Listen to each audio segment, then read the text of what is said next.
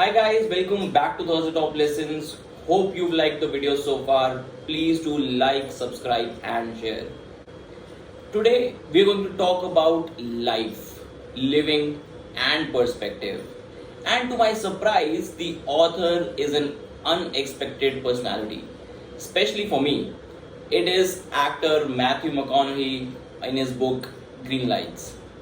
He was the rom-com king till 2011 when he simply decided that he wanted to do something different. Was out of work for almost a year and he was given warnings by many people on being out of sight, out of mind. But finally he got his next break and then did movies like Mud, Dallas Buyers Club, Interstellar, etc. and also went on to win an Academy Award. But this is not about his movies. It is about life. Honestly, I never expected a Hollywood personality to have such a deep perspective on life. It is not a rags to riches story. It's just life. And in his words, this book is a love letter to life.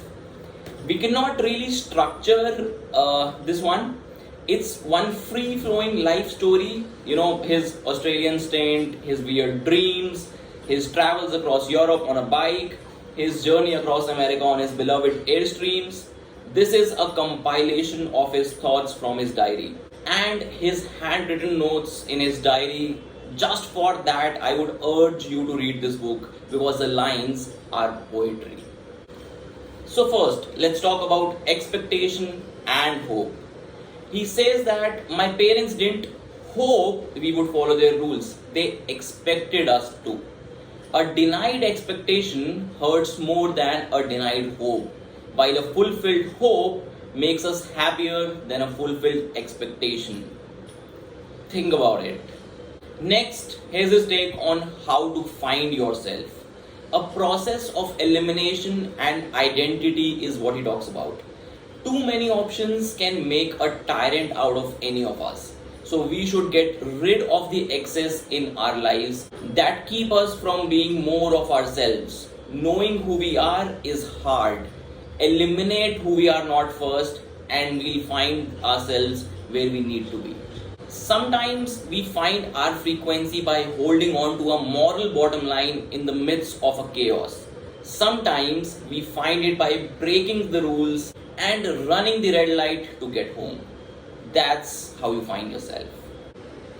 Now here's his take on living life.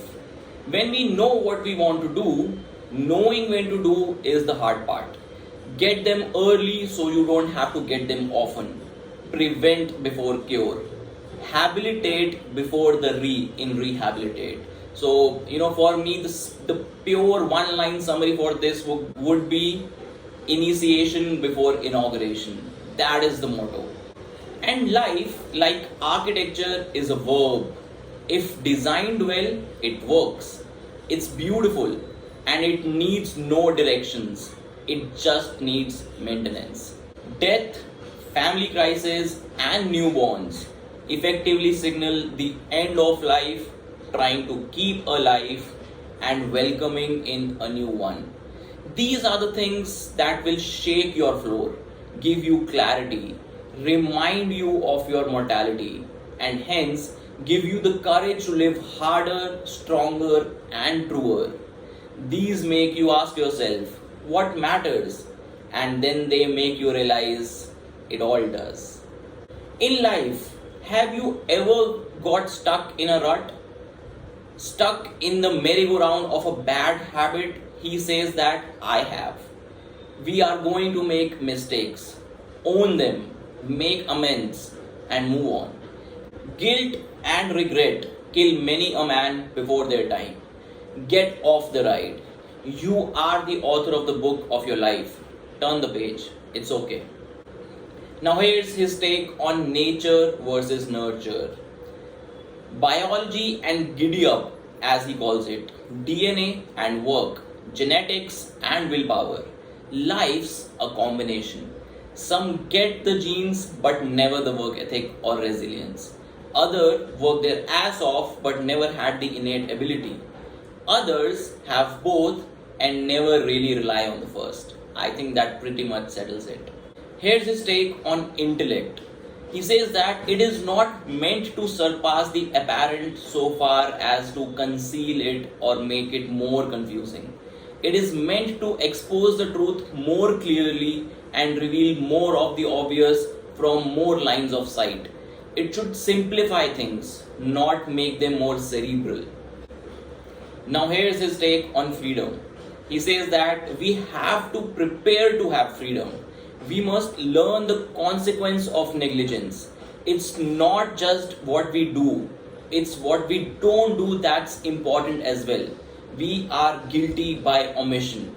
Now, here's something for the if onlys in our lives. He says that if only means you wanted something but did not get it for some reason, either by your own incompetence or the world's intervention. It did not happen. Sometimes this is just the breaks and we need to bow out gracefully. But more often than we care to admit, we don't get what we want because we quit early or we didn't take the necessary risk to get it. The more boots we put in the backside of our own if onlys, the more we will get what we want. Now, here's something for all those who feel they are suffering. Sometimes we don't need advice. Sometimes we just need to hear that we are not the only one.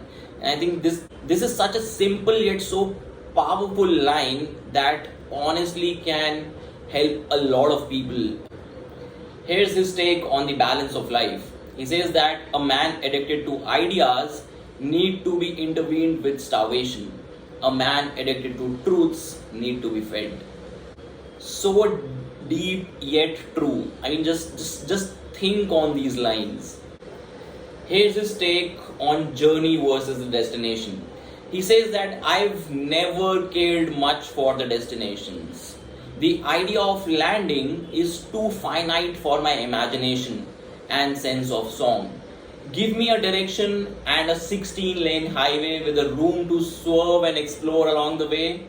Like jazz, I prefer to see life as a river. Just go with the flow. Behind the steering wheel has been my favorite seat, and driving the highways of America has been my ideal office. I mean, this is just so me. Here's his take on common sense. He says that common sense is like money and health.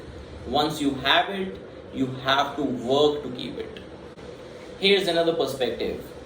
He says that if you are high enough, the sun's always shining. So, here's his take on the business of business. He says that it's better to play your game in the business of Hollywood than do your business playing Hollywood's game. You have to get the joke, and the joke is nothing's personal. From the I love yous to the unreturned phone calls when your last pitcher didn't perform.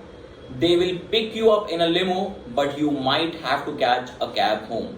It's not personal, it's just business, and that's pretty much every field of life there is.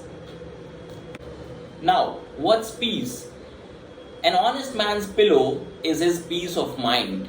And when we lie down on ours at night, no matter who's in our bed, we all sleep alone. And to conclude, time and truth, the two constants you can rely on. One shows up for the first time every time, and the other never leaves. I mean, honestly, Matthew McConaughey, take a bow. I mean, this book is full of poetry. This is just life. This is perspective. This is deep, and it gives you so much clarity in your mind. I would strongly recommend all of you to read this one, and do leave your feedback in the comment section below. Thank you so much.